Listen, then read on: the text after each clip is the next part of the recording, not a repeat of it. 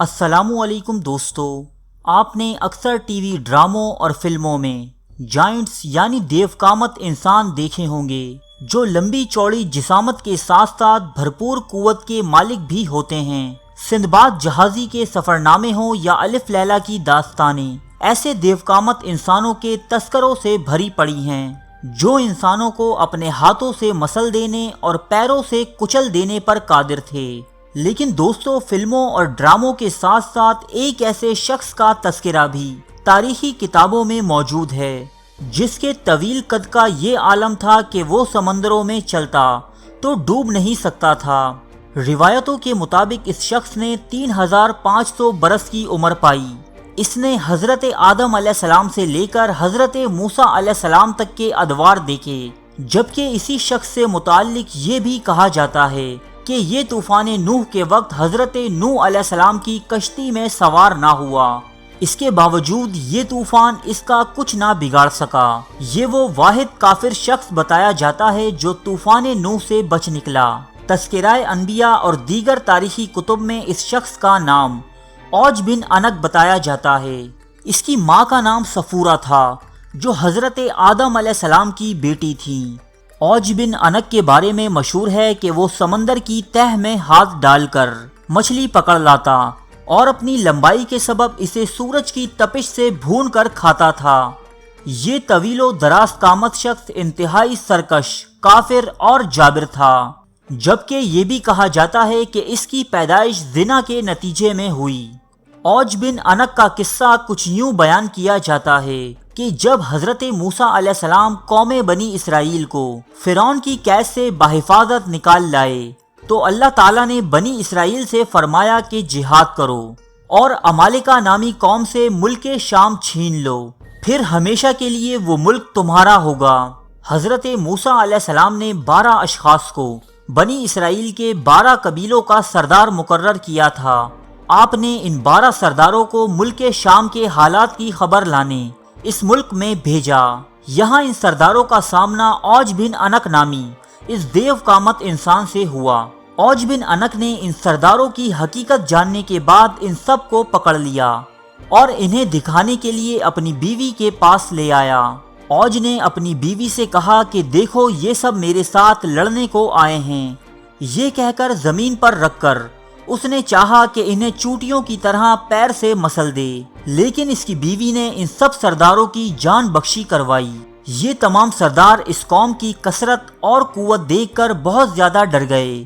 انہوں نے اپنی قوم میں واپس آ کر حضرت موسیٰ علیہ السلام سے وہاں کا حال بیان کیا اور یہ بھی بتایا کہ وہاں کے پھل بھی بہت بڑے بڑے ہیں۔ انار کا صرف ایک دانہ ایک آدمی کا پیٹ بھرنے کے لیے کافی ہے۔ اس پر حضرت موسیٰ علیہ السلام نے ان تمام سرداروں سے کہا کہ تم قوم کے پاس ملک شام کی خوبیاں بیان کرنا اور دشمن کی طاقت و قوت کو بیان مت کرنا، لیکن پیغمبر خدا کے اس حکم پر صرف 2 افراد یعنی یوشع بن نون اور کالود بن قتادہ ہی قائم رہ سکے۔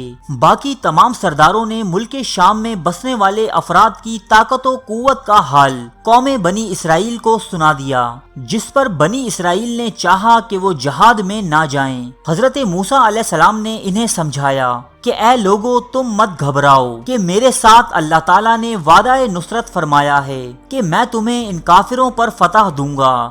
دوسری طرف بنی اسرائیل نے حضرت موسیٰ علیہ السلام سے کہا، اے موسیٰ، وہاں بے شک ایک زبردست قوم ہے، ہم وہاں ہرگز نہیں جائیں گے یہاں تک کہ وہ وہاں سے نکل جائیں۔ یوشع بن نون اور کالود بن قتادہ نے بھی اپنی قوم کو ترغیب دی کہ وہ اللہ پر یقین رکھیں اور حملہ کریں۔ اس پر وہ کہنے لگے کہ اے موسیٰ، تو اور تیرا رب دونوں جا کر ان سے لڑو، ہم تو یہیں بیٹھے رہیں گے۔ پس اللہ تعالیٰ نے قوم بنی اسرائیل کی اس نافرمانی کے سبب 40 سال تک ملک شام کی سرزمین ان پر حرام کر دی اور یہ قوم جنگلوں میں پھرتی رہی۔ روایتوں کے مطابق اپنی قوم کی نافرمانی کے بعد حضرت موسیٰ علیہ السلام خود ہی اوج بن عنق کے خاتمے کے لیے روانہ ہوئے۔ جب اوج بن عنق نے انہیں دیکھا تو چاہا کہ چوٹی کی طرح پیروں سے مل دے اور کہا کہ تو ہے قوم بنی اسرائیل کا وہ سردار جس نے فرعون کو دریائے نیل میں ڈبو دیا ہے۔ پھر اس نے حضرت موسیٰ علیہ السلام پر حملہ کیا۔ حضرت موسیٰ علیہ السلام نے بھی جوابی حملہ کیا اور 10 گز اوپر اچھل کر اس کے ٹخنوں پر اپنا عصا مارا۔ یہ ضرب ایسی کاری ثابت ہوئی کہ اوج بن عنق نامی یہ پہاڑ جیسا شخص وہیں گر کر مر گیا اور اس کی ہڈیاں مدتوں اس میدان میں پڑی رہیں۔ بہت سی کتب تفاسیر اور تاریخ میں لکھے اوج بن عنق کے واقعات کے باوجود مشہور مورخ ابن کثیر اپنی کتاب البدایہ والنہایہ میں اوج بن عنق جیسے کسی بھی طویل قامت شخص کے وجود کی سختی سے تردید کرتے ہیں۔ ابن کثیر کا کہنا ہے کہ طوفان نوح کے بعد اللہ تعالیٰ نے کافروں میں سے کوئی چلتا پھرتا شخص زندہ نہیں چھوڑا۔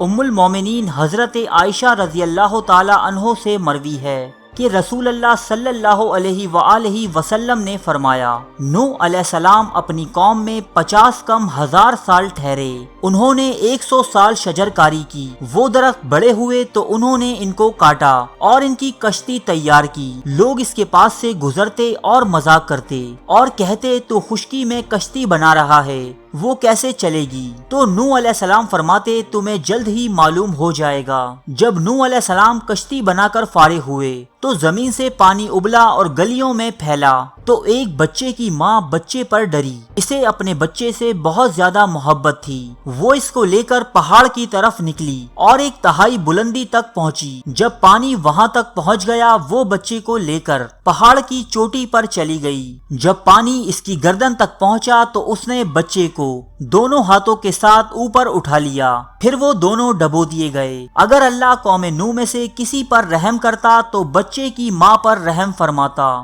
مستدرک للحاکم۔ جبکہ اوج بن عنق کے بارے میں کہا جاتا ہے کہ وہ انتہا درجے کا کافر، سرکش اور نافرمان تھا۔ وہ نوح علیہ السلام کو کشتی میں سوار دیکھ کر کہتا، یہ تیرا تھال کیا حیثیت رکھتا ہے، اور ان سے مذاق کرتا۔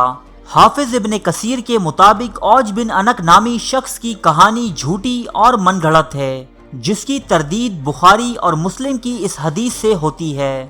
نبی اکرم صلی اللہ علیہ وآلہ وسلم نے فرمایا، اللہ نے آدم علیہ السلام کو پیدا کیا اور اس کا قد 60 ہاتھ تھا، اور اب تک انسانوں کے قد میں مسلسل کمی آ رہی ہے۔ اس حدیث کا تقاضا یہ ہے کہ آدم علیہ السلام کی اولاد میں آدم علیہ السلام سے زیادہ لمبے قد کا کوئی شخص پیدا نہیں ہوا۔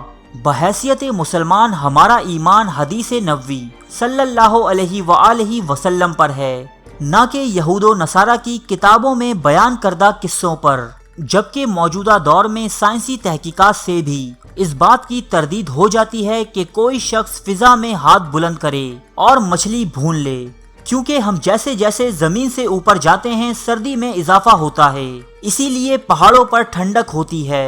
اوج بن عنق کا افسانہ تخلیق کرنے والا جھوٹا شخص چونکہ اس حقیقت سے نا آشنا تھا، اس لیے وہ اوج بن عنق کے قد کی لمبائی میں مبالغہ آمیزی کرتے ہوئے کہتا ہے کہ وہ ہاتھ اونچا کر کے سورج کی گرمی سے مچھلی بھون لیتا تھا، حالانکہ اگر فرض کیا جائے کہ اس کا قد میلوں لمبا بھی ہوتا تو مچھلی اوپر کرنے سے بھوننے کے بجائے منجمد ہو جاتی۔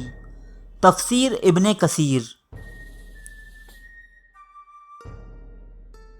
ارے فرینڈز، ایک منٹ، آپ ایسے ہی جا رہے ہیں؟ اتنی محنت سے ویڈیو بنائی ہے، ایک لائک تو بنتا ہے نا؟ اور دوسرا یہ کہ آپ ہمیں اتنی بڑی دنیا میں دوبارہ کیسے ڈھونڈیں گے؟ تو اس کا حل یہ ہے کہ آپ ہمارے چینل کو سبسکرائب کر لیجئے اور اس بیل کے آئیکن کو کلک کر دیجئے۔ اس طرح ہمارے آنے والی تمام ویڈیوز آپ تک پہنچتی رہیں گی۔ ارے ڈریے مت، یہ بالکل فری ہے۔